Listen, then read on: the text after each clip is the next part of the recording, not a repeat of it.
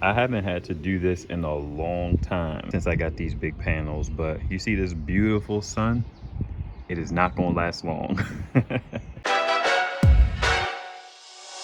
So I had to pull out all the stops today to get this power because last night was one of the first nights in like the last like 3 weeks that I actually needed to come through and put my mini fridge and my deep freezer on the wall. I just couldn't make it happen. I made it work as much as I can, and I haven't really had to dip into my reservoir power stations since then, but I had to on last night. So I feel like I have quite a array of things going on here, and I'm gonna show you as much as I can. Man, it's windy. Before I do that, what I'm gonna do is I'm gonna rinse these panels off because I don't know if it was a raccoon or what. Can you see the footprints and all that? It's like, dude, play too much.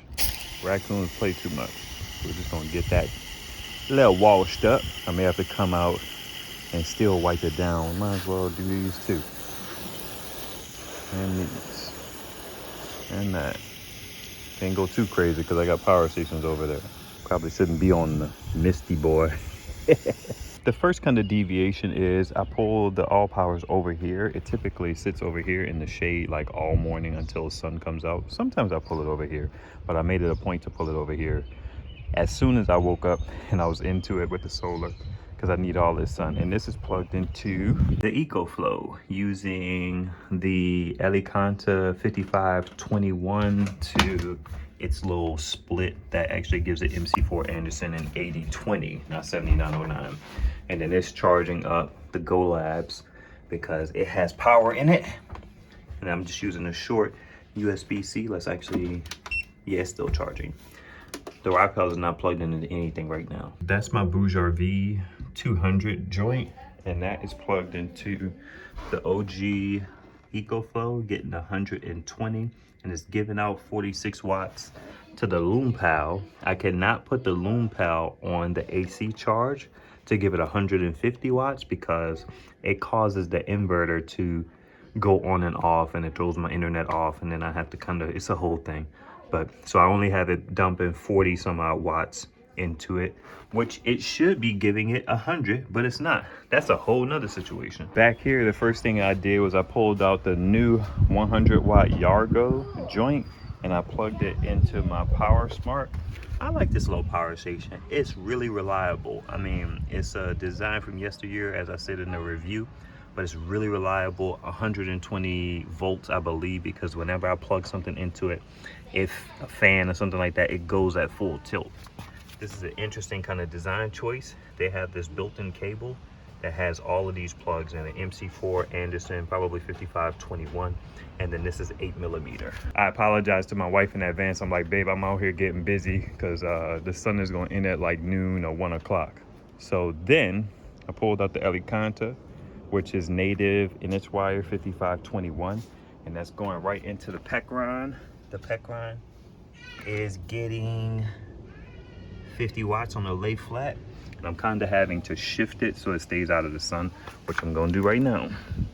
It's going to end up being over there kind of in that little cut out of the sun. Second thing that I deployed, I have the two Rock Pals in parallel. They haven't been out here in a minute. And they're going into the GoPort P15.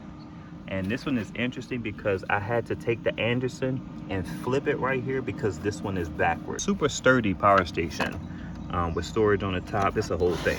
Let's see how much it's getting. It's getting about 110. That's typically what I'm seeing for my 200 watt arrays. Then I have the Big Blue, which terminates in 5525.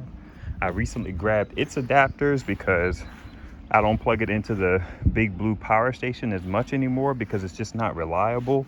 The power station itself, I can't trust it from solar.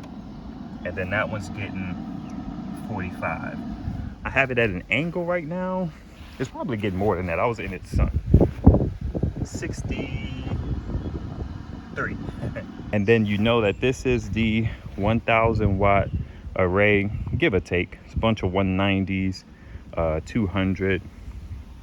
That's the 200 and a 180, but the voltage is all similar. Let's see what the power is on that one. Before we do that, I wanted to show you where the sun is. You can kind of tell by the shadow of what I'm looking at.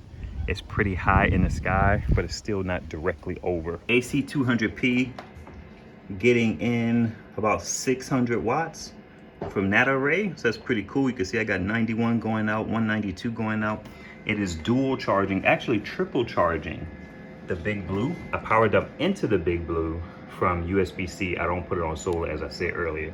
So it's getting about 112 from USB-C, and it's getting about 80 from a, let's see what this is. It's a 100-watt weighted cable, but it's only getting about 60 watts. It's going from USB-C to a USB-C to 5521 adapter, from a 5521 to a 5525 adapter. So that's what's going on there.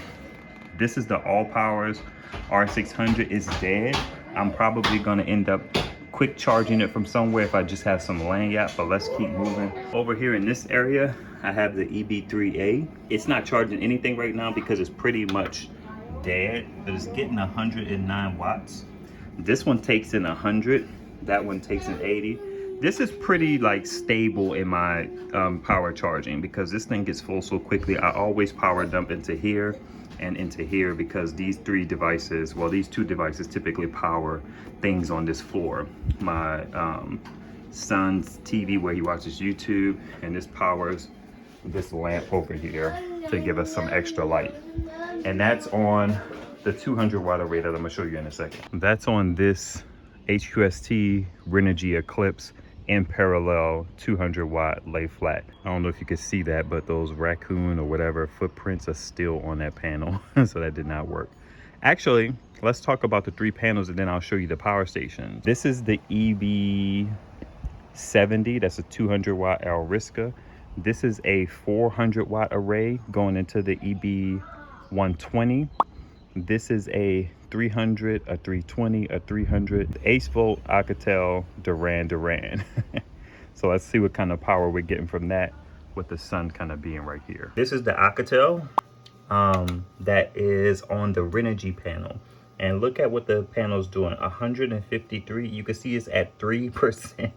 The struggle is real. This is the Duran, which is on one of the Hyundai panels. It's at 4%, getting in 99 watts, but I don't know if it's taking some of that watt power from here and using it towards that 76 watts. See how that screen went off? This one's a weird one in how it treats solar. It's very strange. Now, I don't know if my batteries are going to get any love today because these panels that are hooked into these, they're going to produce just enough power to kind of fill these up if they didn't have a load on them, and they're gonna have a load on them all day. We're in the Echo Garage. So you can see here, this is very similar to what the other one is getting. So you got 150 here. So you can rest assured that that's what the other power station is getting, the Duran. I think the Duran's MPPT charge controller is not as whatever as this, because if we look at the 156 here, 157. Let's check on the Alcatel, which is on the Renogy. Yeah, so those are performing actually pretty close. I had assumed that the Renogy was smoking the Hyundai panels, and they have extremely similar specs. One's a 320, one's a 300. But I think it's just the Duran that is not taking advantage of the full potential of the panel. You know what, let's try something real quick. Let's turn the AC off. So I just turned off my deep freezer. Now let's see what these watts go up to. 137. Yeah, this is what had me, 141. This is what had me believing that the Hyundai panels were getting smoked. And you can see that there's still about a 20 watt difference, but maybe that 20 watt difference is not between the panels, it's between the power stations and how they handle the power. Interesting development that I just caught on to because I just bought the 8-volt down here. 400 watt array on the EB120. You can see it's getting about 235. This one's getting 116.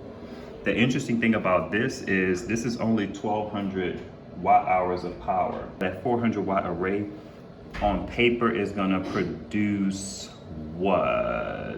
200 watts with 2 kilowatts.